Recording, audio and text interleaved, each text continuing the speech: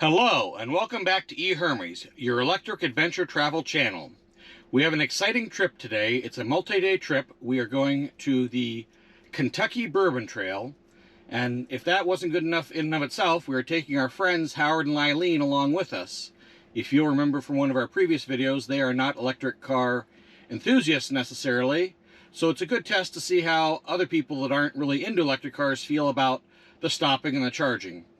As you can see, we're going to have two charging stops on the way. We're actually not going to go to Mount Gilead. We're going to go to Polaris in Columbus.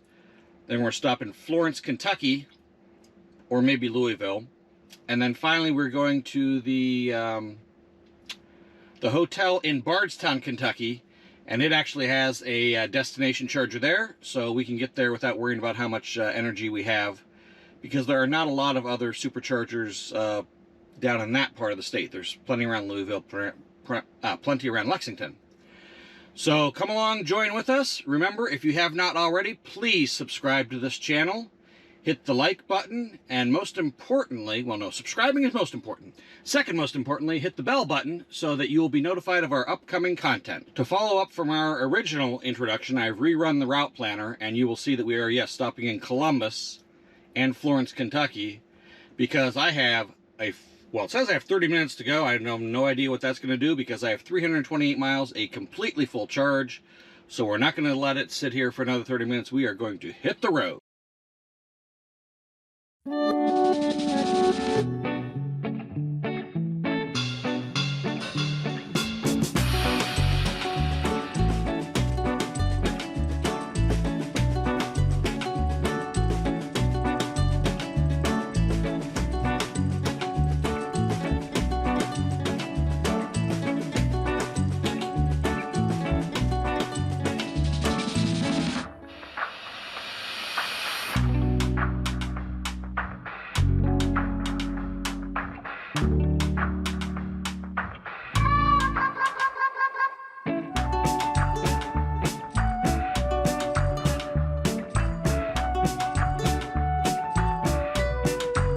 We're entering into Kentucky here. Take exit 5 on the right toward Kentucky 8, Newport.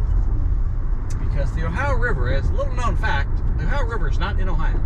No. Ohio ends at the Ohio River, so it ends at that shore. It should be the Kentucky River. Kentucky, West Virginia, yep.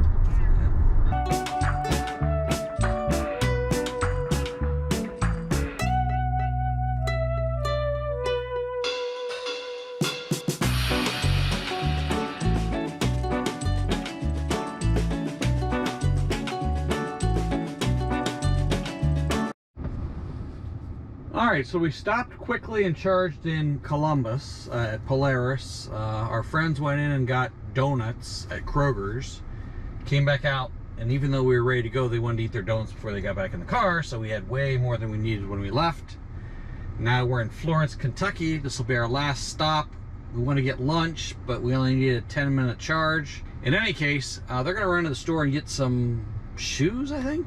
And then rather than leaving it here, we're actually going to drive to the restaurant for lunch because the charging is just too darn fast.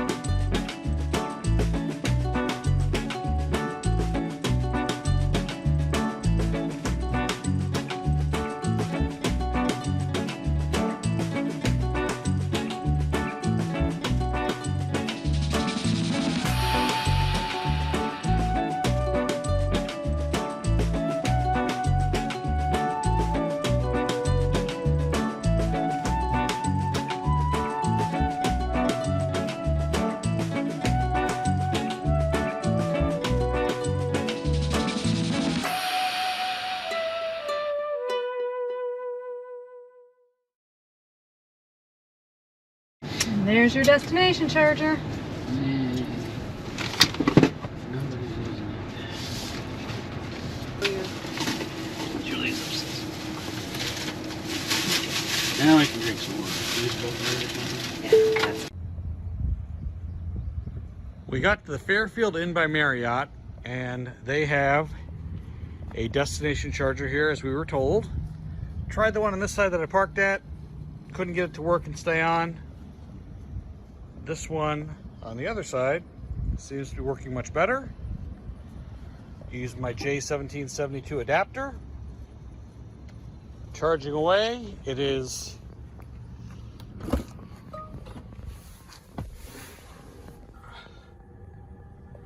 30 amps, and get me about 20 miles an hour again. Like always, depends on if the air conditioning's on or not.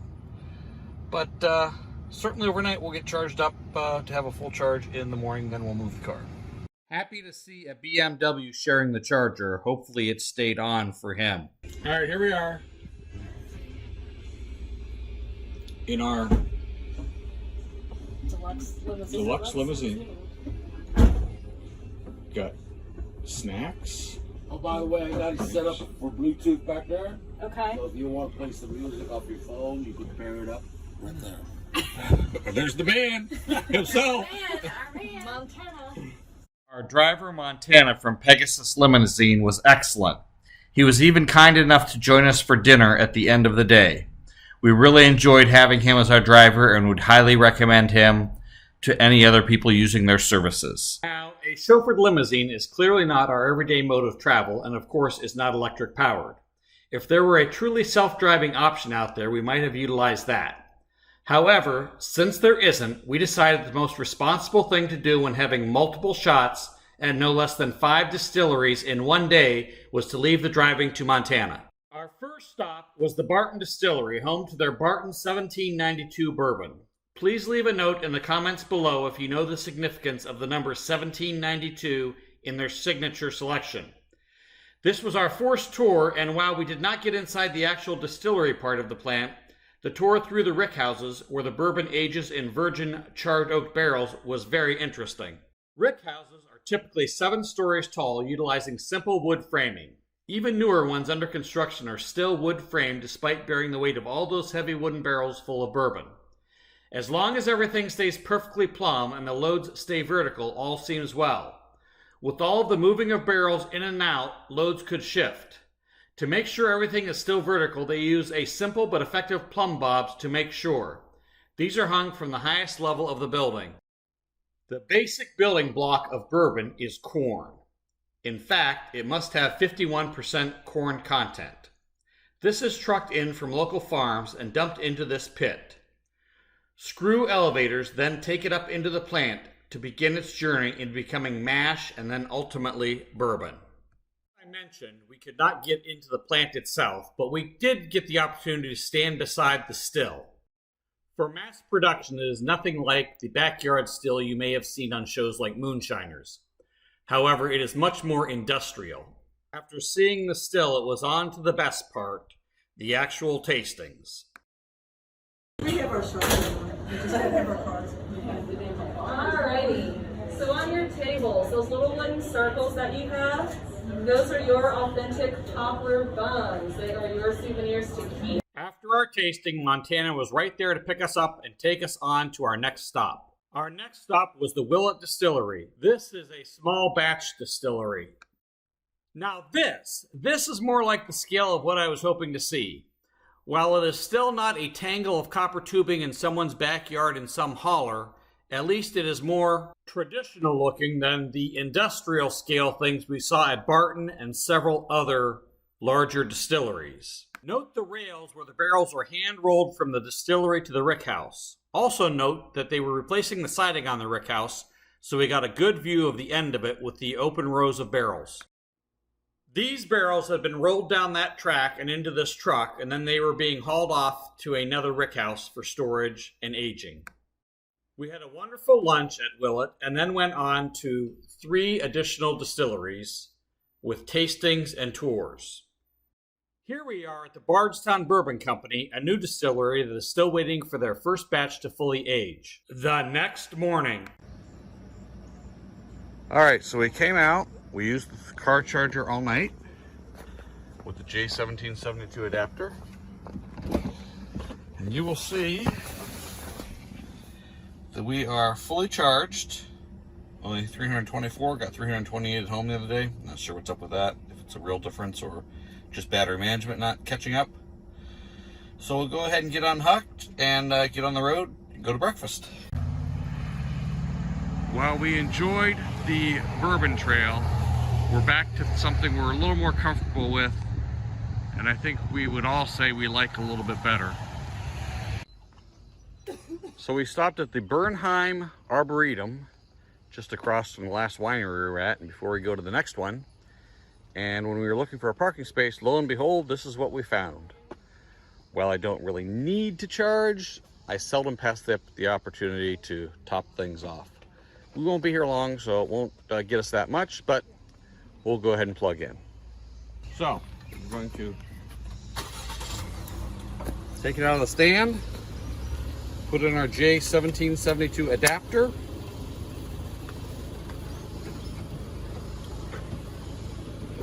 plug in, see what we get here. Making contact. There you go. And now we're charging. Pretty neat. So very interesting, at the cafe they have not water bottles, but water boxes. All right, so as I said, we really didn't need the juice, but we got about 30 more miles of range, and it's here, we might as well use it. I actually think it's better to use these facilities when they're available to show people that they are in use and that there should be more of them. So yeah, even though we didn't really need it, we added about 30 miles, gives us a little more freedom to wander around aimlessly over the next half a day. All right, our second stop is the White Meyer Vineyard and Winery. Cute little place, back off a gravel road. So tonight and tomorrow night, we're staying at the Galt House in downtown Louisville, right on the river. And this is the balcony off of our suite. It's a 2-bedroom suite for Howard and Lylene in one bedroom and me and Mrs. E-HErmes in the other. Pretty good view.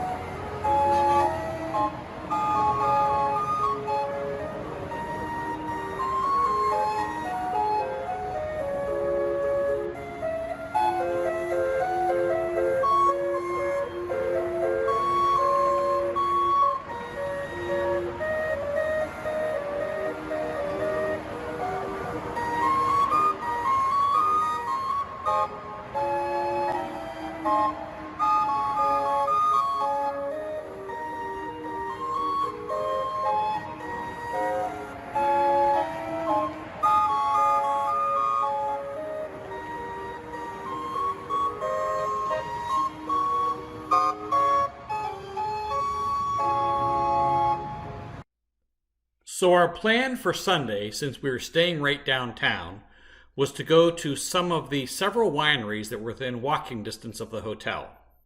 When we mentioned this a few days earlier to our guide, Montana, he asked if we had reservations yet, and we said no. He said, well, then I don't think you're going to get into those places. We checked, and as always, he was right. So he said, well, we're going to have an extra day. What do you think we should do? He was actually from Louisville originally. He told us about this bridge called the Big Four Bridge, which had been a railroad bridge between Kentucky and Indiana. It was last used by railroads, I believe, in the late 60s, and maybe 10 or so years ago turned into a pedestrian connector. It's a little over half a mile long, and as you can see, it gets quite a bit of use. We toyed with using those electric scooters that you can drop off and pick up anywhere in bigger cities these days, but I wasn't sure if they were allowed on the bridge, so we decided instead to go with bicycling. But not just any bicycles. After all, E-HErmes is all about electric travel, so we decided we would try out some e-bikes, and we were able to find a location that rented them right at the foot of the bridge called Wheel Fun Rental. That's W-H-E-E-L Fun Rentals. Huh, get it? We were told that there was a trail along the Indiana side of the river, right on the riverbank, and we thought we would take that and see where it took us. Another reason we wanted to use e-bikes was in case any of us got tired on the way back. It wouldn't be a miserable experience if we ran into any hills, which, other than getting up and over the bridge, there really weren't any along the river. I really liked the e-bikes they had for rental because they required that you pedal to allow the electric function to assist you. You couldn't just sit on there and let it push you along. E-HErmes and I ride bicycles a lot, but this was our first experience with an e-bike, and I have to say I really enjoyed it. Unfortunately, I did not get the name brand of these bikes that they had for rent, but he did tell me that they cost about $2,100 a piece new. I was somewhat concerned that we would run out of juice at the furthest point away, you know, range anxiety, but even though I believe Howard used his electric function most of the trip, we got back with well over half battery after almost a full day's use. Crossing the bridge, we headed down for the river where the path, sure enough, was right along it. We could see it from the bridge when we went over it, and it's right where the locals told us it would be. So we headed down the ramp to the path right along the river. Our plan was to head west along the river to some small towns that we could maybe get lunch at. It appeared the path along the river would give us excellent views of the river itself and Louisville across the river. It seems they could have trimmed the vegetation along the path a little bit as we traveled on, and the path was surprisingly lightly traveled. It was nice being so close to the water, and the views across the river were still very good as we went. However, the further along we went, the more overgrown the vegetation became. You can see they had mowed the grass very nicely on the right, but along the left, the vegetation just kept encroaching onto the path more and more the further we went. It was really nice being right at the water's edge as we continued on under these bridges. I have to believe that even under periods of moderate rainfall and raised river elevations, this area must be underwater. Suddenly, the vegetation closed in on us from either side as we traveled along. Being somewhat stubborn and never one to give up, I decided to continue on carefully, hoping that I would not end up in the river or come upon some illegal activity and end up in the wrong place at the wrong time. As we continued on, we were perilously close to the river's edge, but the path itself stayed in relatively good condition and things started to open up as we continued along some boat docks. We continued on to a more developed area. We could see at this end the trail was closed. I wish I had known that when we started. Anyway, we continued on, none the worse for wear, or so I thought. So yes, disaster has befallen us. Again. We have a completely flat tire. So we called the tire store, and they will be coming to bring us a new tire, wheel, something. I don't know. They're gonna fix it. All right, so Ben from Wheel Fun Rentals came over and brought us a completely new bike, and now he's going to walk that bike all the way back. We're about, I don't know, 2 miles we've gone maybe? Yeah. Just So about. good luck, Ben, and thank you. Yeah, yes, thank you.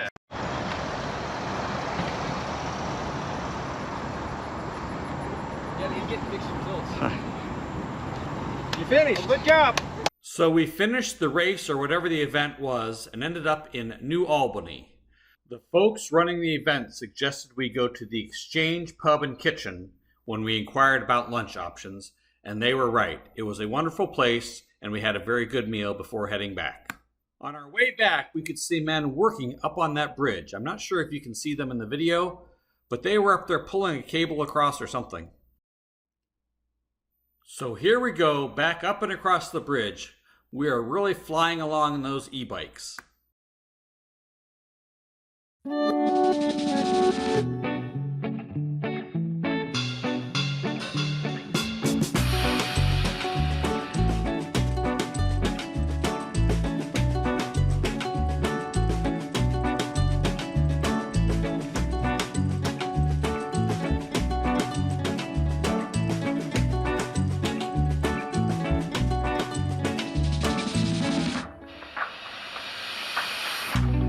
The next day.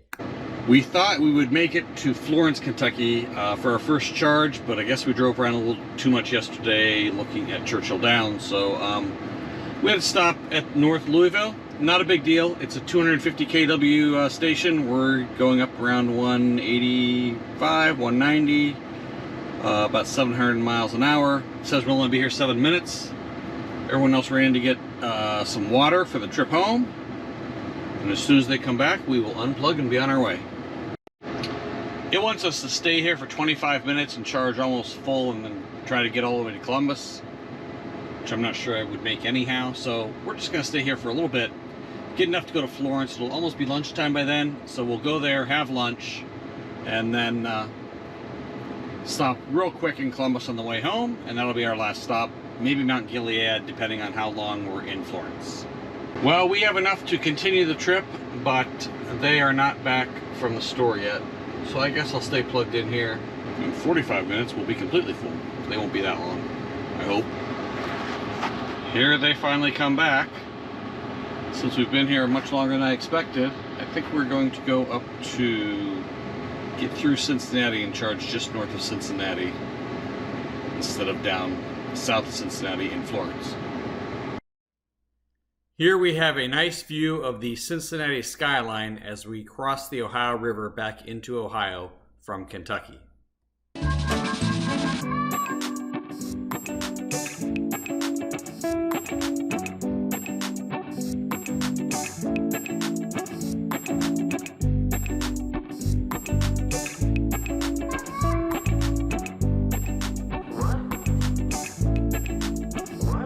So we headed for the supercharger just north of Cincinnati, which is at a Meijer store along with the Target and several other retailers. We had a very nice charging stop here northeast of Cincinnati at the Meijer. We walked in there to see what was up. Then we found a chicken salad chick restaurant, which was a fair distance away, about half a mile away. We walked there. I eat fast and I walk fast, so once I got done, I went and got the car because they were still eating and they walked slow. And it's pretty hot out there and it's a little uncomfortable walking, so I went and got the car for everybody. So now I'm going to pick them up and we will be on our way. I toyed with the option of trying to get all the way home from Cincinnati, and had it just been the two of us, perhaps I would have. But with other people along, I just didn't think it was worth the potential risk of failure. Okay, we're at our last charging stop. It says we need 20 minutes. I don't think we need quite that long. It says I'll get home with 18%, and I don't need 18% when I get home. I need 5 to 10%. So when we get to the point where it says 10% at home, we will leave. Or everyone's walking somewhere to a farmer's market or something, so it might take longer than that anyhow. So I don't think we'll be waiting for the charger. We might be waiting for the people. Again. So, overall we went 950 miles. As you saw, we charged twice on the way down and 3 times on the way back because we did not leave Louisville with a completely full charge. We hope that you enjoyed joining us in our Bourbon Trail adventure. Turns out there was less bourbon and more wine and bicycling than we expected, but that is why we go on these adventures, just to enjoy how things turn out. Howard and Lylene seem to be enjoying electric travel and say that the stops are not too long and actually act to break the trip up. They may be less comfortable with the autopilot, and I can see why, particularly when sitting in the back seat. If you've not already done so, please subscribe, hit the bell button, and like us so that you can join us on our next adventure.